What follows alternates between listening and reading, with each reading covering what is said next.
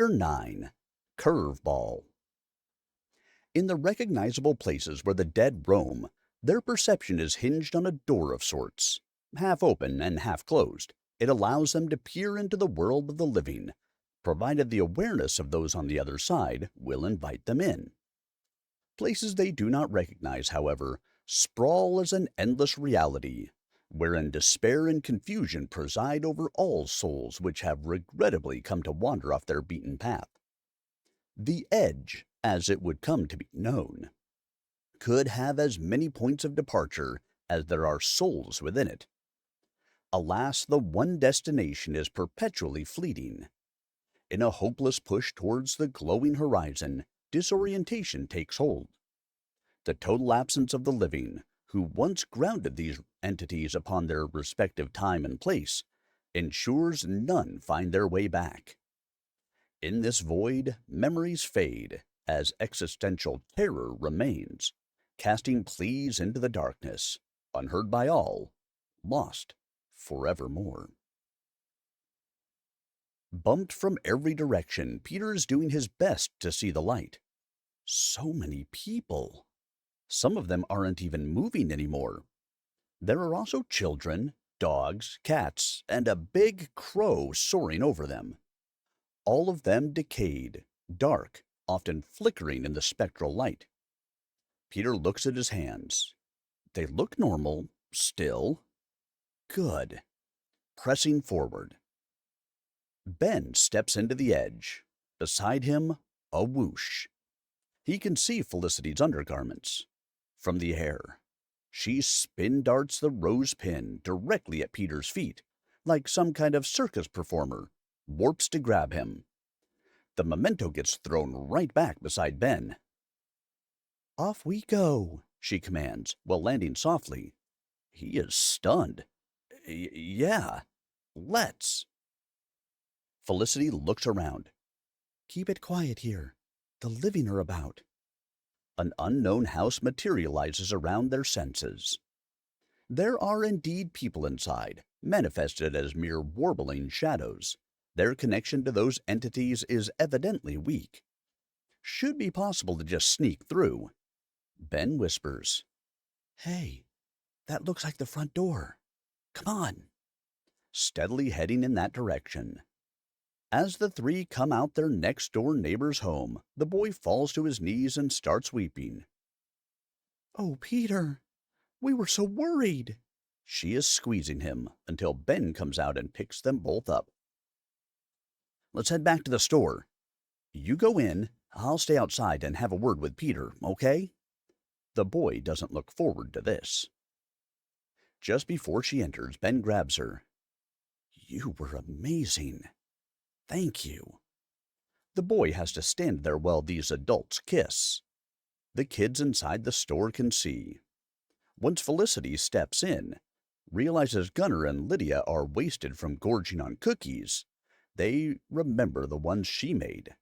Gunnar stares, worried. "Is everything all right, Mommy?" She grows pale and needs to sit down, having just faced oblivion. Over there, in the shining horizon above all the wraiths, it was cold. That light wasn't warm like the one before. No memories, nor welcome. Thankfully, Peter had just wandered in, so she spotted him from the air easily. However, after such a stressful situation, the moment she broke contact with Ben, her energy drained sharply. It was so terrifying. Still, she had no time to dawdle, nor the willingness to put them both at risk. Lydia hops swiftly to her aid. "Here, some cookies, Mommy." "Oh, thank you, sweetie."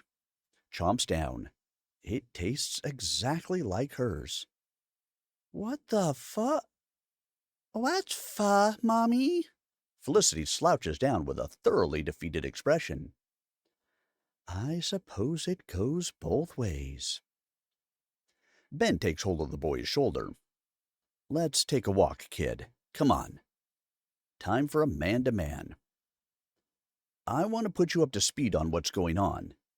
I think we can defeat that thing and reclaim the house. so we can go back to sleep, and when we wake again, we'll figure it out together. And that means getting you to your mom. Do you really think you can beat it? As a team, yeah. Do you think I can get my old room back and then pray for Mom to come? Will that work? With the house at ease, she might come, yeah. There has to be a way, and we'll work on it. Together. I'm sorry I went out on my own. Peter recalls the horrible scenario just moments ago. It was clear that he would have ended up as those shadows if he strayed too far. Could have endangered both of them, too. Don't worry, we'll get around to figuring that out, too. The edge. The couple stops by the Craig Manor gate. Give me a moment. I'll return my pin to the attic. She floats to the window. They're fail-safe. The moment they're ready, that's their spawn point. Game mechanics. He played many of those without looking at the manuals or settings to test the default experience. Is this any different?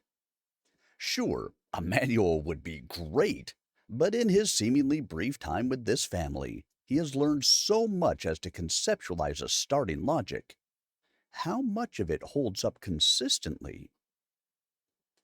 Felicity comes down with a request. I wish to go see my father's grave. Will you join me? He gladly accepts. Yeah, let's go. Starts walking. I notice you never float. You don't know how? He chuckles. Never thought about it. It fits you nicely, though. You're so graceful, it's like I'm dating a fairy. She giggles. This is a manner of flattery that sits well with her. Well, take my hand and stop thinking about the floor. Hovering above the sidewalk, they take the street one block over, leading uphill into the chapel, cheerily waving to the kids inside the store just before turning the corner. Lydia's face is glued to the window. They love each other so much. Watching the pair fly by. Gunnar comments. They deserve to be happy. Chomps on another cookie. So do we. But if you keep eating those, you'll blow up. The small girl gives him a mean smile. Huh. You think so? He puts it down, considering if that's really possible. Peter stares out the window, reflecting on his fortunes. Kept afloat in this reality by a true family, with parents who love each other and fun siblings. It is still difficult to ignore this wider ocean of longing. This wasn't his life. It was with her. Mom. Headstones on either side emerge upon the hill. Ben wonders how many of these forks will they meet in Sleepy Hollow, if any. Felicity smiles proudly. I think you are an exceptional father. The youngster adjusts the glasses, flushed. I would have imagined any other man harshly scolding the boy for running off like that. I understand him. He's been through a rough time these past 70 years. You all have. Yelling at him wouldn't have fixed anything. They arrive at her father's headstone. Ben looks at hers and the children's, thinking that he's never going to look at those things again the same way. Death doesn't have to be the end. For some. Papa, I found my love. It took some time, but... She tears up. He's here. His name is Benjamin Freeman, and he's the strongest man I have ever seen. Aside from you, Papa. I know I should have waited longer. I know this isn't what you wanted for me. Still, me and the children are doing well now. I just wish you could see it. Ben holds the weeping Belle tightly. She misses him terribly. Thank you for protecting them, Mr. Craig, sir. She goes sniffling. You truly believe that, don't you? Yeah, I think your connection isn't broken just because you can't see him. Same way I feel about my mom. They're watching over us. I hope they don't see absolutely everything we're doing. Both start snickering. So young. She puts her hand on his face softly. A gentle request. Will you visit the chapel with me? He understands what she's asking. I. I don't have a ring. Adjusts his glasses again. I want to marry you before my children and as many witnesses as we can gather. Don't fret. We have time to find our rings. While she waltzes her partner through the air towards the chapel's landing, they kiss. In the darkness, where few lights can be seen, this miraculous pair glows, kindling all the windows of the old Dutch. In such a gloomy place, they stand as the exception. Gunnar debates with his sister. Those things over there are not candy. Look, they have pictures of dishes and glasses. It says, cleaning sponge. You were about to put that in your mouth. Hmm, I'll ask Mommy when she's back. Peter wanders into the stairwell that leads to Bert's home. He can hear motion upstairs. It might be him. The upper floor is mostly as he remembers. 2 doors on the right side, a living room, and a kitchen. The other big room on the left was his parents', if he recalls correctly. A dirty blonde 12-year-old wearing blue pajamas comes out of the bathroom on that side of the hall, walking through the small boy. An old man speaks. Peter, switch off your game station. Bedtime. It's Bertie. Is that his grandson? He has the same name? The boy peeks into the living room to see a big flat screen with what looks like a hero character and a lot of boxes around it, with figures and objects on them. Toys in this age look amazing, just like Ben's. Would be nice to use these things with that controller like this boy can. Wait, Grandpa. Let me save first. His grandson pleads. All right, just hurry up, is heard from the kitchen. The kid sits down in front of the screen and it now shows the character running through a huge city with many other characters going about their business. What a beautiful sunset. The hero arrives at a shop and they start talking to each other. He can even pick his answers and everything.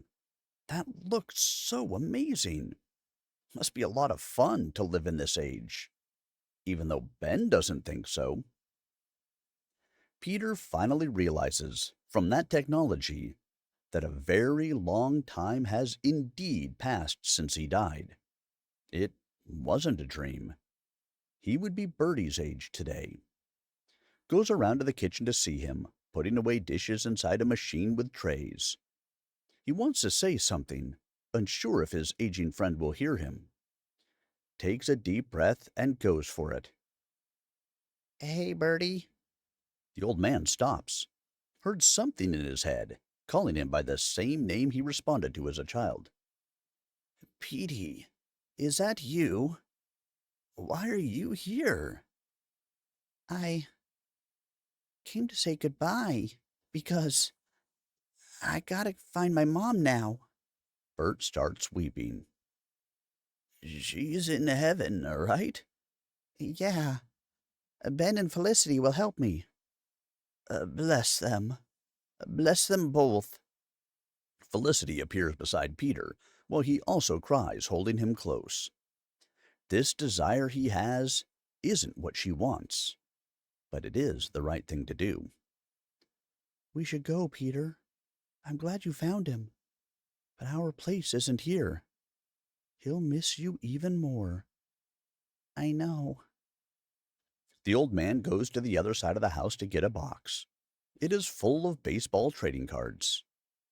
You see, kept our collection safe all these years. Never sold them. Our treasure is secured, Petey. She comforts him. He never forgot you. That is so wonderful. The boy goes up to the box the man is holding and sees his Willie Mays card in the deck and manages to pick it up, but it slips to the floor. Bert picks it up. He got really big the following year, after you were gone. This one is very valuable now. You gave it to me, remember? Peter nods in a mournful shudder.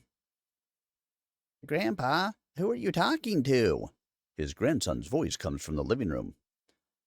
It's nothing. Did you save already? Yeah, Okay, off to bed then. Bertie glances at the card one more time. I had my daughter name him after you, you know. thank you, Bertie. Felicity joins him. Thank you for holding him in your memory, kind sir. Let's go, Peter. Let's leave them be. Okay. Bye. Peter waves even though the old man can't see them. His big smile is framed by streaming tears of gratitude. He finally got to say it to someone of his past life. It is proof that he existed once. As both come down the stairs, Ben notices she looks distraught. What's wrong? The poor woman wipes her face to the best of her ability. Can I have a word with you outside? Sure. Lydia approaches the boy. Are you all right? Yeah, I'll be fine. He hugs the little girl. Gunnar understands what's going on and cradles them both as the bigger sibling. Felicity paces frantically, her heart ravaged by a mother's anxiety. I don't know if I can do this. To let him go, He wants to see his mom. At some point, he's gonna do it. I don't want him to go either, but what matters is what he wants. I know. Felicity holds back the tears. Have to be ready. You won't have to do it alone. I'm here. She hugs him tightly. The word goodbye is a release in many ways. It is meant as the end point between people's lives. But for someone who loves you, having to say it is the most terrifying thing of all. None of us are ever ready for it. Probably never will be, no matter the time or place where one has to do this. For this kind of pain is part of that which matures the soul. Bert comes down to the store the next morning. Nothing looks out of place, as Felicity took the time to put the cookies and other assorted products back in their shelves. The family of five stands in the corner. He looks at the softball bat and smiles. Even death has its mercies, and wherever his friend is, he's in good company. But that would be wishful thinking. Jackson steps inside the store. He appears ill and disheveled, glances at the family on the corner. His face warps into a psychotic grin. It's Morpheus. He found them. Bert greets him. Good morning, sir. Can I help you? Is that sweaty, pale man on drugs? The couple feels like they want to pummel him into the ground, yet hold their peace. This wasn't it. Something to eat. I have money. Oh, good. Well, we have pastries, cookies, frozen pizza. Frozen will do. The group stares at him, bracing for any attempt he might make against the sweet old clerk. There you go. You can put it in the oven for 15 minutes and... The man disgustingly rips off the wrapping and starts eating it like a savage, puts some money on the counter and leaves, eyes squared on the children, even as he passes the store window outside. An unearthly chill emanates from the possessed human. Another threat. Ben declares, while eyeing his boss. We gotta go back. Let's seal off the garden, too. It's time we end this. His jaw clenches. Felicity shares the sentiment. The manor is not a place for savages, either dead or otherwise. They shall be evicted forthwith, for they trespass on a peaceful home. Bows to Bert and takes Peter's hand. Let us go home, children. We have a pest to eradicate. The boy takes one last look at his old friend and smiles. Everything will be okay. The children are once more in the attic, trying to emulate Ben's fighting. They look silly doing it, but seem committed. Mommy and Ben are going to save the house. They will help. Outside in the garden, Ben sits with his legs crossed, eyes closed, immersed in his memories. There are a lot of things he forgot about fighting, but in this place, what he needs is the really over-the-top stuff. He knows he can pull that off now, even better than in his dreams. Tries to remember his online matches in Reckon. Felicity warps in front of him, landing softly on one boot. She's peering into his mind, intrigued by the imagery. Those are games, right? The moving pictures you can play? Yeah, How do you play them? a machine called computer. It was created for calculus originally, but it's used to use the internet, all sorts of things. That's like having the whole world inside a box, isn't it? Wouldn't trade this one for it, that's for sure. He smiles at her. Ah, that big man just kicked the girl into a wall. That's rather dreadful. Ben laughs. Don't worry, these are all like dummies. They look alive, but they're just lines of code. They're constructs that travel through energy into the screen. I see. And you believe these dummies will help you in this manner? She looks at him intently. I think they will. You might as well pick some examples for yourself. I don't know if I can aggress upon others, even if they're monsters. I've never fought anyone in my entire life. Knowing what he knows, there's always a first. His memory of the game comes to a halt, and something else is shown to Felicity. Autumn of 2011. The Strip, Pittsburgh.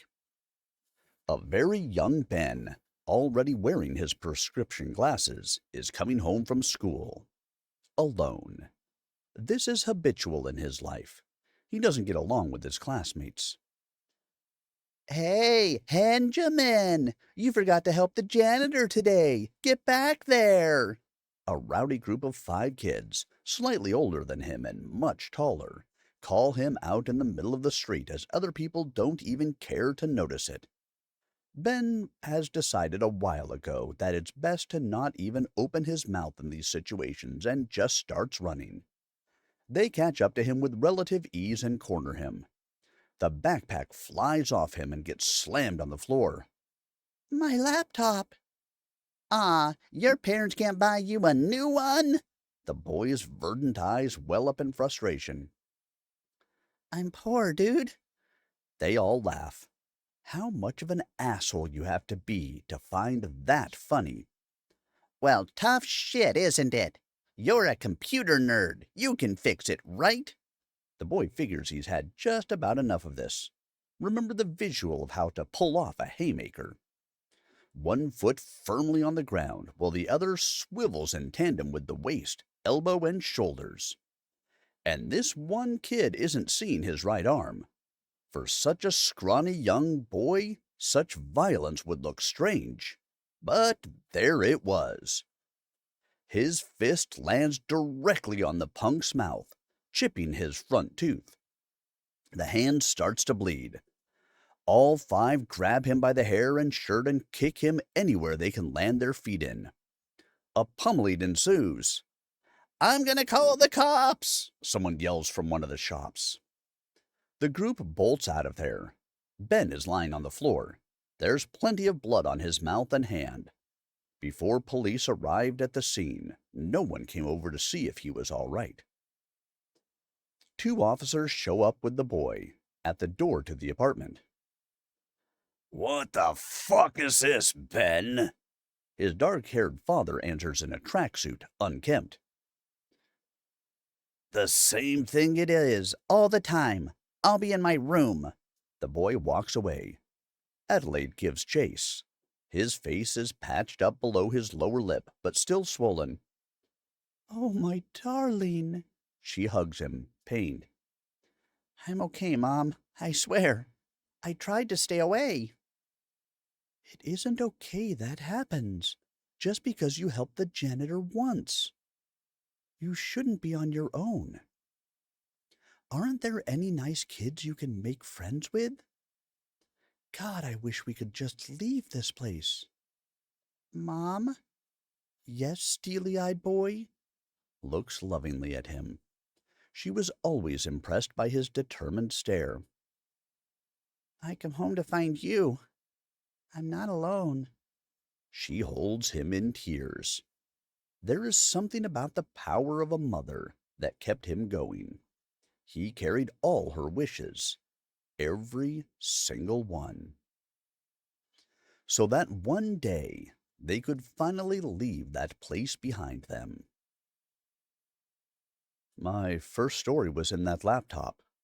It wouldn't start, so it just sat there for 6 years. Never finished it. Ben looks up. Felicity's sadness is killing him. He regrets showing that memory. Bullies are awful. When I was small, all the children called me Fatty City. She frowns. The young ones are often cruel like this. If only they knew that you grew up to be fat in all the right places. Ben slides to her gently and starts going slow on her lips. That woman's heart is blowing up. Her tongue wanders into his. We should, the room, right now. Poof. At some point, both had to agree that there is no better stress reliever in their old life or this one. They walk into the attic, tranquil and cheerful. Gunnar points out, You guys sure disappear a lot. Felicity is momentarily shocked that he's starting to talk like Ben. Well, sweetie, we're planning how to deal with this, and... Lydia bursts. They're really funny, these two. Such bad liars. It's fine, guys. It's weird, but totally fine. The 10-year-old gestures slightly like Ben when he talks. Felicity's jaw has dropped. She can't understand what's happening right now. Kid, you're just pulling my leg, huh? Ben jokingly points finger guns at the boy. Yeah, figures. Both burst out laughing, only to have that interrupted. Felicity is floating with her head down. She's fainted. She wakes up. Ah, my baby boy. Soon it will be 3 people cursing in this family. We might as well go back to Norway. Helvete. Ben has her head on his lap. Wouldn't you want to visit your home country sometime? She's still raving. Oh, it's so far. One day, it may not be. I would like to see that aurora. She smiles, so relaxed, drifting off. They're going to find a monster today, and she sleeps. Is Mommy okay? Lydia comes over to see her. Yeah, she's sleeping. He talks softly. Why? That man's in the house. Felicity furrows her brow. I know, but Mommy feels safe and wants to rest. That's all. Felicity nods. Yeah, But shouldn't she go whoosh and pow and hi-ya? Felicity gets up, sighs, and turns to Ben dispassionately, while composing herself. Let's get this over with, shall we? I would very much like to lounge afterwards. Clacks her heels to the door. Morpheus, I request your immediate presence at the entrance. It is a matter of great importance. The matron of the house stands at the stairs landing, hands on her hips. Night has fallen, and the moonlight glows through the stained glass window behind her, cutting through a mighty figure in a delicate dress. Her shadow is projected onto the floor, even amidst the warped energy swirling downstairs. This is the home of her family. This shouldn't bear repeating by the one who defends their name, even if demised. The rest of them come out of the attic, wary of her commanding posture. It's clear she's had enough of this situation. Keeps getting in the way of what she wants.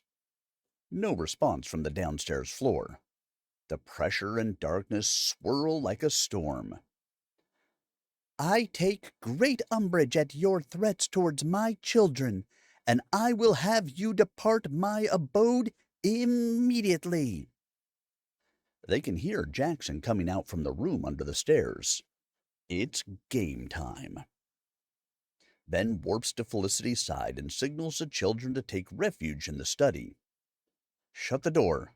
Mom and I got this. Gunnar argues. But we can help. Ushering the other two inside. I'm sure there's something you can do, but we need to see what he's going to do first. I'll shout when it's go time. The boy raises his brow at this transmitted thought and smiles. Okay. The door closes. Let us try to resolve this without the children as quickly as possible. The mother looks menacingly at the entrance. Agreed. That's plan A. B is on the burner just in case.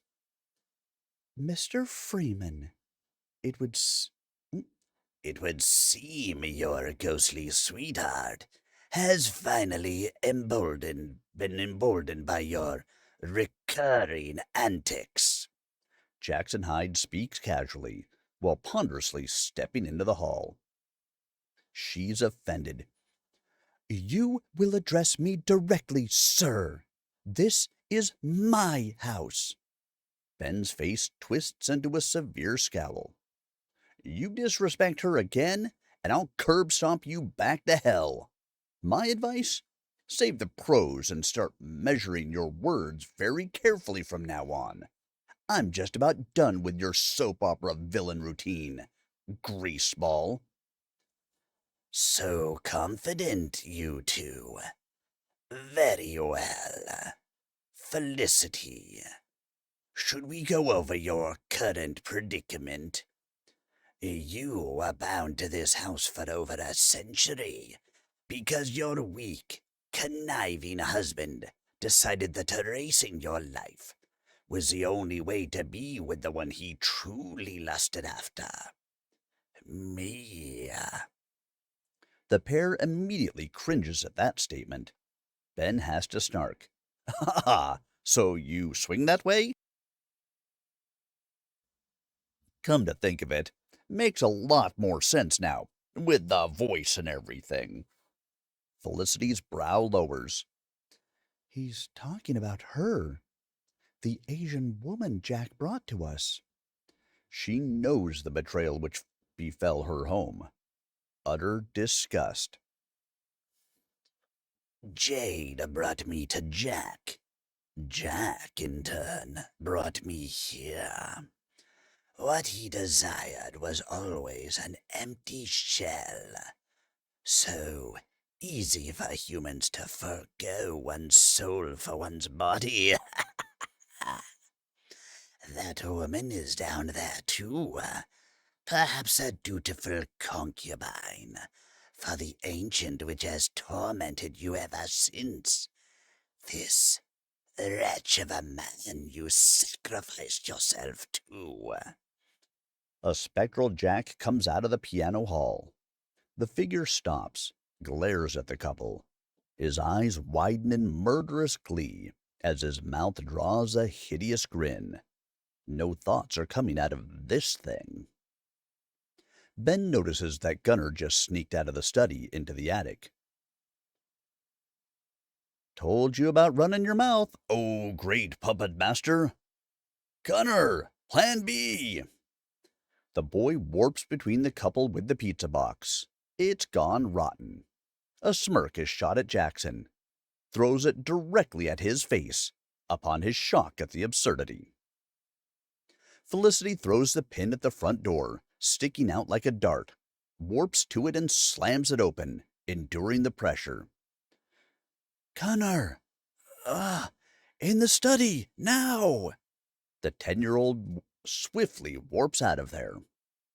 Ben jumps off the landing and performs a furious flying kick to the face. The possessed man flies backwards out of the house, through the gate, collapsing to the road, thoroughly smeared by pizza toppings. She shuts the door and sprinkles her lace shards in front. Pressure starts diminishing downstairs. The couple now faces Jack, torn apart from the inside. The ancient manifests in full warped horror. It roars in anger. No going back now. The force behind that kick knocked Jackson out. From the depths of this human, darkness funnels beyond Eowyn's sight. He's being dragged into a dream, a wilderness which no spirit, regardless of their power, can brave from the inside. Hide! No! Let me go! Crawling desperately out of a sinkhole of colors and shades, the sheer chaotic maelstrom of such a thing is warping his pale blue limbs. His own spectral form attempts to shift to a battle-ready variant as the arms swell in sharp musculature, nails extending like blades from his fingers, yet clawing at nothing. Anguished red orbs sink into this inner space last. That blasted topsider. Indoors, the monster swipes at the couple repeatedly, as they warp cautiously out of its way. They need to draw him into the enchanted part of the house. Splitting on the landing, Felicity on the right side, Ben on the left, it pushes through the barrier and stops, wondering which one to go after. His master is not there to tell him what to do, but she was not important to him. That young man, who had the nerve to strike him even as he drew breath, left a grudge behind. Starts stomping in his direction, up to the bedrooms. Ben? Felicity is getting scared. It's all right, babe. Thing is, it doesn't know the first thing about fighting, and after today, won't get to learn either. The valiant brawler buries his right foot into the floor. Muscles harden with his fighting pose. Mutters to himself, Go hard or go home, Ben. He allows it to throw the first swipe, swivels his entire body in a single step behind the creature, grabs his left arm, twisting it around his back, and jump kicks his face from the side.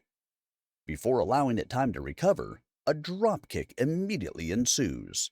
Its head is caved in. He warps out of the way as it tries to claw itself up. Drawing energy from the human lying outside and the breach just mere feet across, Jack blows up his spectral form into black miasma. Gwoo! Rising into a towering variant of his form, his claws bloom thicker and immediately launch a barrage of swipes at this bright soul to tear it to ribbons. This thing is so big that no further openings are presented. The gusts blow Ben's banged back while he dodges this onslaught. The children come out of the study behind her, witnessing this beast furiously swiping at Ben. Their mother stands in the way, her back turned, unwilling to have her babies involved in this, lest they be targeted. But what about him? Her anxious feelings sprout their own voice in the form of Lydia's cry. We gotta help Ben, Mommy! Gunner, Peter, take her to the bedroom there, the furthest back. Turns to her miniature self. Won't let anything happen to him. The family is at the ready, rising over the railing. The beast is gaining ground on Ben and is too focused on him to pay them mind. If they are to act, the time is now. Go! She commands, while they float across, using the great chandelier as a stepping stone, directly over the still nightmarish pressure below. This hideous thing can stretch its arms and is about to corner him into the window. As they're jumping off the chandelier, the ancient spots the children. This is the distraction Ben needed to counter. However, a gloved hand preemptively grips a full mesh of hair from the beast, brutally smacking its skull sideways into one of the walls. Children, off you go. You're all right, dear? Warps to his side. The brawler takes a deep breath, now fully reassured about this woman. She's definitely a fighter like him. They can finish this. You see that black smoke coming out of it just now? That's damage. Let's trap him between us. Understood. Felicity warps to inches of its face, smacking its nostrils sharply with the cane of her parasol, spins behind it and holds her choice weapon closed in a defensive position, all in one swift motion. The creature doesn't allow this to distract it from the Dreamwalker. The next attempt to claw at Ben barely misses. This is what he wanted for this particular tactical setup. Parrying the lunging strike to the side, warps into a mighty midriff kick. It attempts a recovery from the staggering, stumbling backwards into the tip of the parasol, which instantly blooms open into a shock wave, looking mighty similar to a Viking shield blast. The creature clumsily glances back at her. Her indigos widen, reflecting Ben's sudden reappearance, warping from multiple directions, namely the ceiling, delivering a barrage of punches and elbow strikes. It fails to grasp where he's coming from. This is too fast and confusing for its senses, accustomed to motions of scurrying prey. Thus, mercilessly pummeled by this combination. One desperate attempt to grab him is met with another parry, linking directly into a multiple hit, spectacular hurricane rising kick, throwing the creature off balance as it nearly falls off the balcony. The fighting game visual memories are definitely paying off now. Ben lands on the purple carpeting, fully honing his energy in a karate poise. Fists aligned with his waist, focusing heat into his stomach. What comes after this is to be so insanely violent that this has to end. Right now. Bursts to an airborne warp and whirls into a furious descending flying kick. His heel buries into the ancient's face, forcing its skull to twist unnaturally, throwing it further into disorientation. Then lands in front of it, delivering a rising chain punching combination. Ha! Ending in a raging uppercut, projecting this much larger entity upwards, limp. His accumulated power ensues as a burst of energy, juggling the suspended beast. It crashes to the floor, moaning and growling in pain. She witnesses this in amazement. Given the weightlessness of this reality, Ben ends up being far more impressive than even those spectacular moving pictures he has in his imaginings. It may be so that the many songs of Thor and Baldur's fierce battles which could shatter the earth were inspired by this very thing. He is so. The children come out of the room to see this. Felicity shouts, "What did I say?" Lydia is hyper. Serves ya right. Blah. Puts her tongue out at the writhing monster. Ben can't help but snicker at that. Even the children vanquished their fear of this thing. Still, hey, are you guys ignoring your mom? She told you to stay in the room back there. That wasn't optional. The two adults are staring the reckless children down. It was his idea, her idea, their idea. The three younglings are all accusing each other at random. A rather obvious lie, seeing it's nonetheless true at the same time. It was their idea to come to their rescue, all right. The parents chuckle at this silliness. This pause, however, proves costly. A shadow rises over Ben. It gets up and grabs him from behind, by the neck, desperately flailing arms behind him to get a hold of it. Unfortunately, this is one of the clear advantages of having arms as abnormally long as these. It raises the other claw, reaching into his head. Felicity knows what follows. Jack destroyed everything and will continue to do so unless she steps in. When he beat her up inside the master bedroom and went for the children, who died in the very place they stand now, she took a chair from the study and smashed it over his head. It did nothing. He just cracked his neck and continued up the stairs towards Gunner. She didn't make it in time. Not again. No more. Her voice roars. You stay away from my family! Materializes that same chair as it instantly smashes face first into the beast with such force that a visible shockwave lifts every piece of lace scattered on the balcony, spreading it downstairs. Neighbors clearly heard that as lights come on in almost every house. A soiled Jackson wakes up from the commotion. Coming to his senses, it would seem the demon-taking residence has since left him. These past months have been a blur to this now panicked man, who gets up, staggered and shaking, to a full audience of people in their pajamas or casual wear stepping outside. This feels like the most humiliating of dreams, courtesy of that demon. The monster lets go of Ben after enduring this mighty strike. However, the aftershock soon comes, pushing it to fall over the railing. This energy she unleashed shifted the flow of time itself, causing that furious motion to leave an echo behind it. It digs its claws into the hardwood floors below, ripping them apart, while it slides towards the breach. Thanks, babe. Ben gives her a smile, jumping off the railing and landing in front of the staggered ancient with a powerful shock. Takes off in its direction. Peter! Curveball! Now! The boy focuses on his pitch, puts everything he has behind it.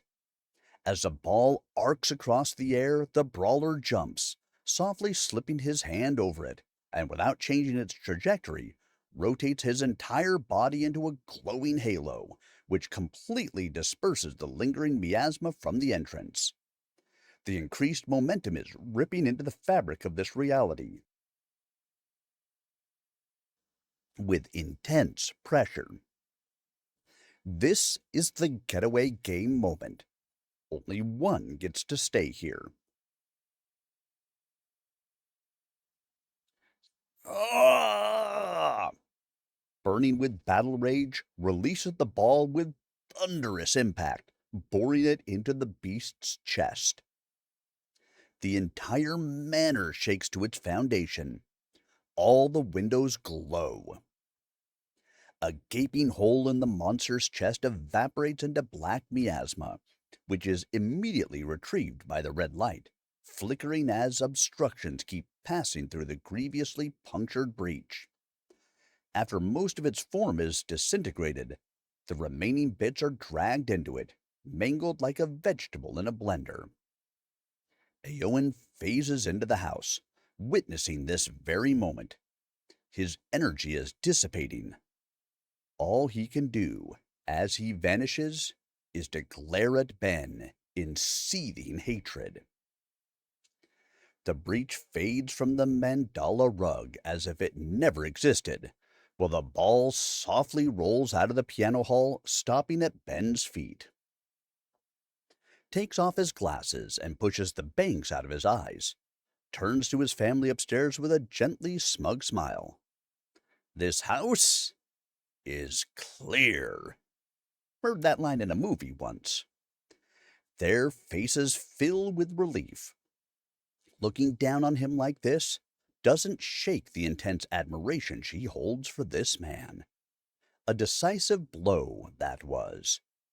Unsure of how this power came about for them, it is the ensuing release from this awful situation, which feels as though they just squeezed themselves out of hell. Still, what occurs to her now is that her love is a rather amusing man. I wish to watch that one sometime, dear. You got it. I think I remember just about every scene. It's great. Her and the children gaze upon him tenderly, with their emotions raising a big smile, only to rush down the stairs for an embrace. The tender love that surrounds those 5 spirits under the stained glass window is the one story this house was meant to tell. All of it leading up to this beautiful moment, framed perfectly under the nightly glow. Their struggle is finally over. Got through it together, as it was meant to be done. The neighbors come out to the gates of the manor. Was that an earthquake? Call 911 or something. Another one goes, It's that goddamn house. What do you think the cops are gonna do? Bert and his grandson step out the store in their pajamas and slippers. The boy is anxious. What was that, Grandpa? The old man turns to his grandson with his usual kind expression. By the sound of it, I think that house will be quiet from now on. Don't ask me how, but I know the ones who did it. He looks to his grandpa's opinion. Most people here hate talking about that place. But seeing his smile, it's probably safe to ask. So, you also think that house is haunted? Peter, haunting is something even people who are alive end up doing, I think. We all have our dwellings, some less good than others. But for those spirits, that place is the home of the Honorable Craig family. I think they wanted it to remain that way. Sometimes a haunting is where you belong. Bert stands in profound admiration of his dear friends. The sweet and spicy aroma of curry wafts from the kitchen. The dining table is set. The children play in one of their old bedrooms. Felicity is fixing her hair by the dressing table, in hers. Tonight, she and her betrothed go on an outing with the whole family. He said something about movie night. She never got to see real moving pictures in her day. How will he do that? His memories? Dinner's on the table, Ben yells from downstairs. Felicity gets up. Her excitement over the prospect of this night stops her in her tracks before exiting the room. An exotic meal, moving pictures, then putting the kids to sleep, and she jumps on the bed, grabs a pillow over her face, and starts kicking and squealing. Babe, I'm coming. her smile is so stupid, one would think she left her brain on the bed. The family comes down the stairs and turns the corner to find Ben serving the plates. They can hear his memories of the sort of music he enjoyed. For such a scrappy young man, his tastes are definitely refined, not to mention his delight in providing a meal. He's happy. The phantom plates are served with spectral chickpea curry, papadums, Thai rice, spicy tomato and onion salad, and breaded pork cutlets cut in strips. On the glasses, a Portuguese Douro wine with soft tones of vanilla for the two adults, tall glasses of icy coconut lassi for the kids. Gentlemanly pulls out a chair for his woman. Welcome to the Freeman cuisine. Mom taught me this one. You remembered so many things. She is in awe of the exotic spread. The kids are curious at the strong aroma being conveyed. He looks to the kitchen. The cake looks amazing, by the way. Sitting on the table, there's a massive 2-story cake, covered in meringue, decorated with blackberries. To be fair, I cheated. I just thought of the chocolate cake I used to make, then employed the icing I saw in the shop once. Looks fancy and expensive. Definitely looking forward to dessert. Ben never got around to indulging in cakes while alive, given his usual regimen. But he can start acquiring a taste for it, as she does. It's not like this stuff will make you fat or anything. The house is quiet and dark. The only light comes from the dining room. Every bit of her dwellings is as Felicity remembers them. When she was happy, just her and her father. That is the home she wished for her children.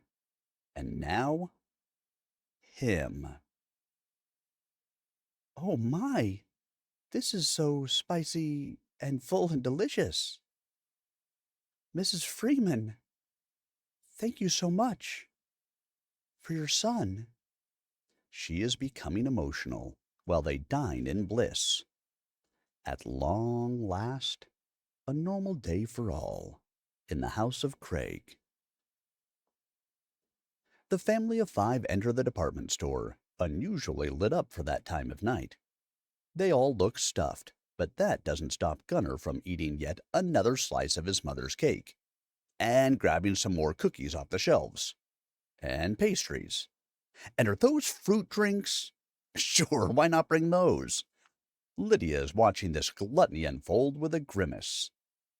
As they head upstairs to Bert's home, they yell, "We're here!" His grandson, who is playing the console, jolts up in response. Heard people coming up the stairs and is becoming seriously freaked by the fact he always checks if it's closed after dinner. Grandpa, did you hear that? From the kitchen, the old man says, "That would be your cue to go to bed, young man. Tonight is movie night." What? Go on. I have a few friends over to watch a movie.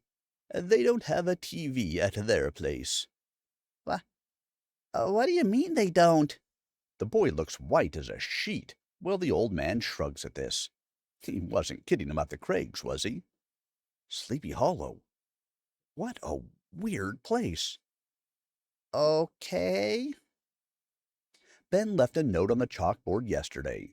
It said, "Is it okay if we watch a movie there? Your pick." Bert figured this would be his time to shine. Felicity never watched a movie in her life, seeing as it ended before those came about, so any of the oldies would be sure to make an impression on the Victorian lady. Such excitement. The old man, giddy over the strange company he is to keep, goes into the living room and switches the console to the streaming service.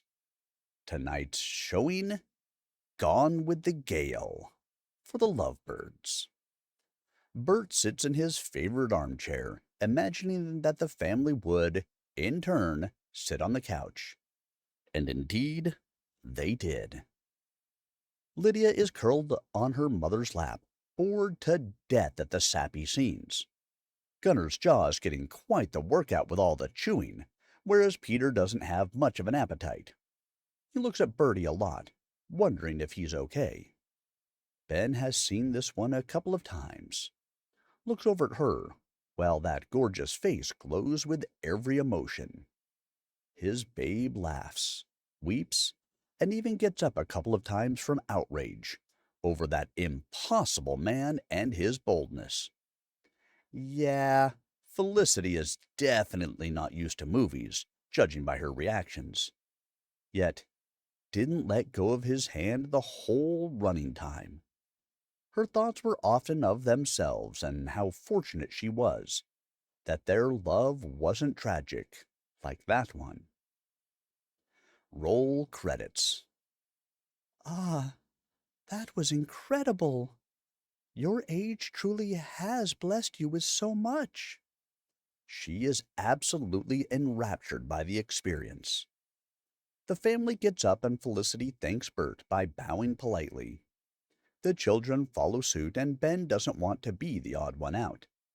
Bert sees them all, including Petey. Ben tenderly smiles at his friend. Thank you for everything, Bert. The old man hopes this isn't it. I will see you again some day, right? I'll definitely catch you later. Ben looks at Felicity. She agrees. Peter walks up to the old man with a jovial smile, seeing him as his child self from memory. Hey, I actually pitched a curveball. Graduated to baseball. You should have seen it. It was great. Is that so? The old man chuckles as they disappear. The magic we call the soul. One could easily be tempted to procure explanations within the realm of physics to understand its various manifestations. They all come up short. The one truth about it is encapsulated in this simple moment. The ones you love are never truly gone. The children are in their room, surrounded by their old toys, namely her dolls and Peter's car collection. Lydia is impressed with the boy, That's a mighty throw, Peter. who, in turn, blushes instantly. What about my pizza attack? That was something to behold as well, I might say. Gunner scratches his nose, prideful. Yeah, Gunner. If we ever need food thrown around again, I'll be sure to call you. What a mean-spirited little girl. What? Her brother is stunned, while the other two laugh. In the hidden garden, bathed by moonlight and encircled by the mist of uncertainty, the couple shares the same bottle of Portuguese wine. There is a slight problem. It doesn't seem to go empty. How many times did you see its buttocks a whole fight? Be honest, Ben. About 5 times, maybe? Hey, the thing was gangly and stupid looking. It's probably never even considered that wearing pants. She's wheezing. Was important. Felicity falls derriere first on the floor, bursting. No pants, Jack. Oh, how cathartic. Ooh, boy, you're really drunk right now. Am not. R2? I swear, sir, on my honor, that I am absolutely. She tries to get up and falls again. They're laughing even harder. The neighbors light up their windows. Shh! Babe, it's getting really late, and we're both totally sloshed. Sloshed? That's a rude term for drunk, isn't it? Ahem. Very well. I decree you can say as many fucking bad words as you please. Oh, man! We should just turn in for the night, you know? Ah, I see. You wish to take advantage of my deplorable state to do all manner of naughty things to me, hmm? She is giving him that ravenous smile again, which is even more pronounced as a drunk. This silly woman looks like a tomato with a blonde wig. Adjusts his glasses. No. Far from me to. Last one to bed is a rotten egg. The gorgeous fairy vanishes. He chuckles to himself. Man, this is the best, hands down. The hidden garden now lies empty. Violets dance to a gust of wind. If this is but a dream, it's the best one. Ben Freeman hopes to never wake again. Sometime after, it dawns over Craig Manor. Birds are heard chirping frantically. The world of the living rises for another day.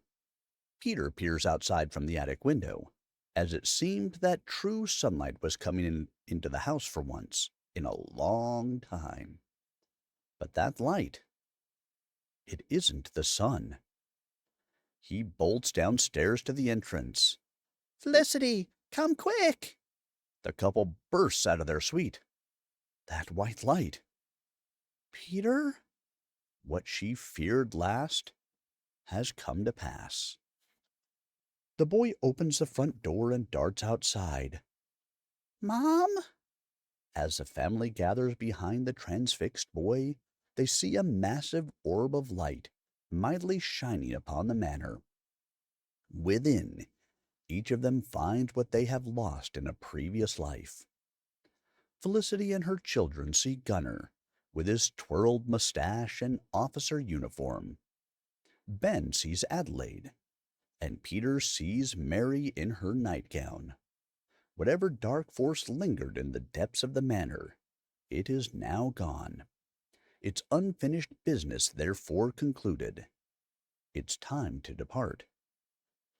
The boy turns to Felicity. The poor thing is sobbing in streaming woe. I want to thank you for everything. I want you to know that you're my mom, too. Felicity is coming apart in grief. This handsome young boy cried and laughed with them.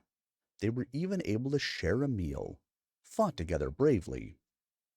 She lulled him to sleep when he was scared, and the joy she saw when her curse was lifted in his blue eyes, all of it digging into her heart all at once. Peter, you will always... I will always love you, my brave, sweet boy. Go and be with your mother. She misses you terribly. And now, so will I. The pain is tearing through her. The boy runs up to her and clings really hard. The whole family gathers around. Saying goodbye is inevitable. Even here, in this place where everything else seems to be at the reach of a thought. Ben takes the baseball and mitt and gives it to Peter. You keep practicing, you hear? When I see you again, we'll play a bunch of games, all of us. Okay, little man? I'm